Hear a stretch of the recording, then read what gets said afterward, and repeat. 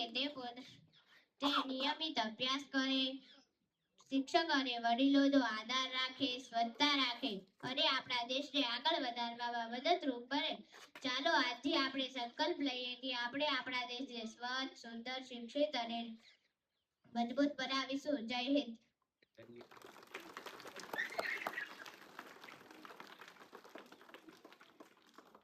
ખૂબ જ સરસ. હવે Angel.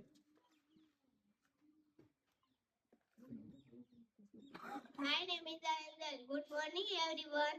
I am a student of Sri Dejawada Primary School.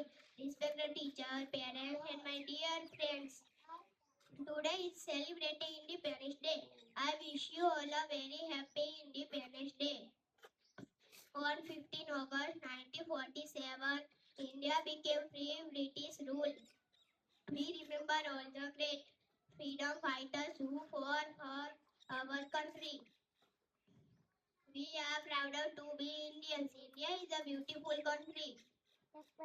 We live together like one family. As students, we should study and well, respect the teacher and elders. We should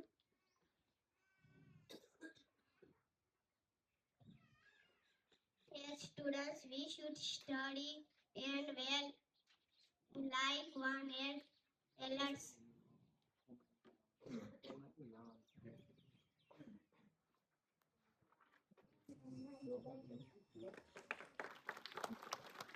ખૂબ જ સરસ.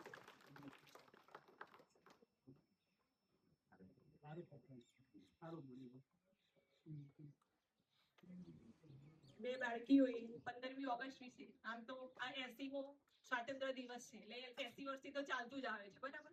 બધા જાણતા જ હશે કે 15મી ઓગસ્ટ કહેવાનો મતલબ કે અંગ્રેજો આપણા પર રાજ કરતા હતા, એમાંથી આપણે આઝાદી મેળવી છે, બરાબર. એટલે આ સ્વાતંત્ર્ય દિવસ ઉજવાય છે.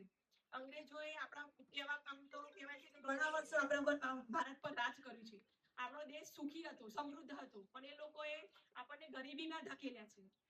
કેમ? આપણું શોષણ કર્યું છે. એટલે એમાંથી આપણે આઝાદ થયા. હવે આઝાદી તો મળી છે, પણ આપણે હવે જાગૃત થવાનું છે, શિક્ષણ બાબતે, આરોગ્ય બાબતે, બરાબર. આ જાગૃતિ આપણામાં કેળવવી પડશે, આપણા બાળકો માટે આ વસ્તુ કરવું પડશે. હવે આ બે બાળકીઓએ કીધું કે આપણે દર વર્ષે લગભગ સાંભળતા જોઈએ સ્વાતંત્ર્ય દિન નિમિત્તે, પણ હું એક તમારા બાળકો જો મારા બાળક હું કેળવણી રાખું, બરાબર, કાળજી એના આરોગ્ય વિશે, એવું તમારા બાળક છે, તમારું બાળક એ અમારા જ બાળકો છે, બરાબર. એટલે નાની એક એમની આરોગ્યને લગતી એક હું વાત કરવા માંગુ છું કે હું આપણે શેર કરીએ. આમ મોટા ભાગે વાલી છે, બરાબર, એક વાલી મીટિંગ જેવું થઈ જાય, બાળકની કાળજી કઈ રીતે રાખવી એ વસ્તુની હું વાત કરવા માંગુ છું. મારા ધ્યાનમાં આવ્યું છે કે એમ લોકો તમે બી સાંભળ્યું છે, પેપરમાં આવ્યું હતું વાવથરા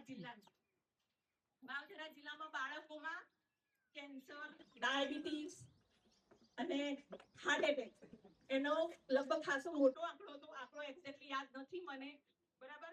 પણ એટલે આના પર શું, આના માટે જવાબદાર કોણ? અને આટલા નાના બાળકોને ડાયાબિટીસ, હાર્ટ એટેક, આ બધા રોગો ક્યાંથી પહેલા હતા નહીં, અત્યારે કેમ? તો આ બધા માટે જવાબદાર કોણ છે? આપણે છીએ. કેમ? કઈ રીતે? કે બાળકોને શું કરીએ છીએ આપણે? ભાઈ પેકેટ ફૂડ, જે પડીકા, આવા પડીકા આપણે ઘરે સ્વાભાવિક છે કે તળેલું કઈ હોય તો આપણે કેટલા દિવસ ખાઈએ? 2-4 દિવસ બહુ પછી ખાઈએ ઘરનું, બાસી થઈ ગયું કહ્યું. તો પડીકામાં શું આવે છે? 5-6 મહિનાનું તળેલું, એ બી પામ ઓઇલ, જે કેન્સર માટે સૌથી જવાબદાર છે, પામ ઓઇલ, બરાબર. પછી મતલબ કે હાર્ટ એટેક, એ બધું તેલના કારણે. એટલે બહારના પેકેટ ફૂડ, પેકેટ જ્યુસ, જે સોડિયમનું પ્રમાણ વધારે હોય છે બધામાં, બરાબર. એટલે આપણા બાળકો માટે કે આપણા માટે નુકસાનકારક છે, પણ બાળકને સૌથી વધારે નુકસાન. કેમ? એમની રોગના સામે લડવાની શક્તિ ઓછી હોય છે, રોગ પ્રતિકારક શક્તિ એમની ઓછી છે, એટલે આપણે એ સાચવવું પડશે. એમને બાળકને યોગ્ય રીતે માર્ગદર્શન. બાળક તો રીસાશે, માગશે, બરાબર, જીદ કરે, તમે 5-10 રૂપિયા આપી દીધા, ચલો કે જા લઈ લે.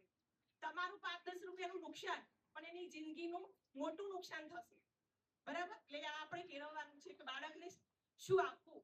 બાળકને પૌષ્ટિક આહાર, લીલા શાકભાજી, ફળો, ફ્રૂટ્સ બધું આપો, ડ્રાય ફ્રૂટ્સ આપો, એવું યોગ્ય આહાર આપો, બરાબર. આરોગ્યને તેનું સચવાય.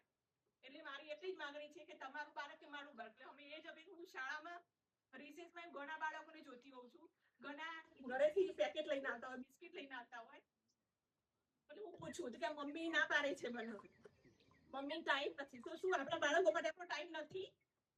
આટલો ટાઈમ કાઢી ના શકીએ? આપણી સૌથી મોટી સંપત્તિ આપણું બાળક છે ને? તો એટલો ટાઈમ આપણે કાઢવો જોઈએ, બાળકને હેલ્ધી ઘરનું બનેલું આપીએ. અને અહીંયા જો મધ્યાહનમાં પણ સરસ અમે બી ચાખી અમે ખાઈએ છીએ, એ બી સારું ના હોય કોઈ વાર મોડું થયું હોય તો બી સ્કૂલમાં ખાઈ લેમ, પણ પેકેટ ના પકડાવો પ્લીઝ. હું ઘણા છોકરાને જોઉં છું તો હું બોલું છું, ઘરે મમ્મીને ખાવ ના તો અહીંયા ખાવ, બરાબર? ઘરનું ખાવ તો તમારું આરોગ્ય જળવાય. કે આ ભાવી ભારત છે ભાઈ.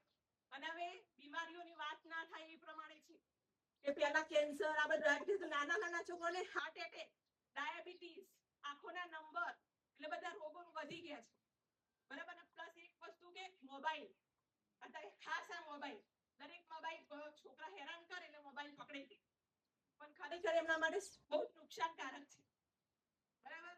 એટલે મોબાઈલ, અને એના માટે શું કરવું પડશે? બાળક તો જુઓ, આપણે આપણા ઘરમાં જે જોશે ને એ કરશે, એ બાળક છે એટલે એના માટે આપણે પણ મોબાઈલ મૂકવો પડશે. એ ના હોય એ ટાઈમે, બરાબર, એ ટાઈમે આપણે ફોન જોઈએ, બાળક હોય એ ટાઈમે એના ટાઈમ આપો, બરાબર? અમે અમારાથી બનતા પ્રયત્નો કરશું, સ્ટાફ ઓછો છે એ બધું, બરાબર, તો બી અમારાથી 100% અમે પ્રયત્ન કરશું બધું, પણ તમારો પણ સાથ સહકાર જોશે. બાળકો શું કરે છે, લેસન આ બધું તમારે જોવું પડશે, બરાબર?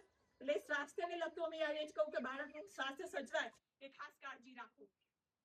એટલે તમારું બાળક, આજે અમારું બાળક છે, ભાવિ ભારત છે, અત્યારે તમે સાચવશો તો કંઈક આગળ કંઈક કરી શકશો, બરાબર?